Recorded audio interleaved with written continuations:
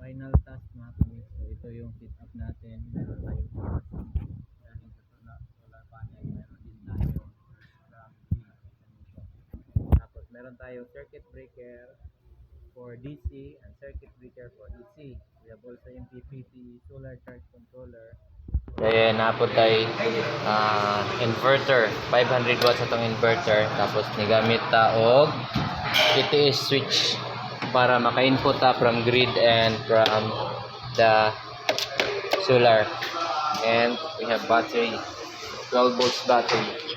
So ang atong pailawon guys ito switch. So lamp 2 and 4 is 12 volts na 4 watts. So ang magpapailaw nito is galing tayo dito sa ating battery at saka sa ating solar panel. Itong dalawa ay powered by AC. So try natin guys ha. Sana walang problema ito. Naka-on na, hindi naka-on ng ano. Palibod ko na itong breaker. So ito yung panel natin guys. Unahin natin pag-on ang battery. So, tingnan natin kung, ayan, nag-start na dito. So, nag-detect na siya ng battery. After maka-on ka ng battery, pwede mo na i-on ang iyong, eto, panel. Tingnan natin, may panel yan. Kung mag-detect siya. 1, 2, 3, 4, 5, 6, 7, 8. Hindi siya nag-detect. Bakit? Hindi siya makapag-charge ngayon. Ito kasi yung load guys. Ayun. Load. Ayan, umiilaw na siya agad. Sige lagi na. Yate wala pa ito. Sige naman nun. So yan na yung load natin guys. Pero nag-power niyan isang battery natin. Yan.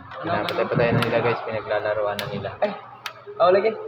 So ito yung easy natin guys. Pag iwan natin tong inverter natin, this one. Ayan, nagpa-power na yung inverter. Nagkaroon na rin ng power ng ating. Ayan. Try natin guys ha. Automatic yun magsiswitch. Manual ko siya guys ha. Ikutin ko siya. Ayan. Iikot yun ang kusa.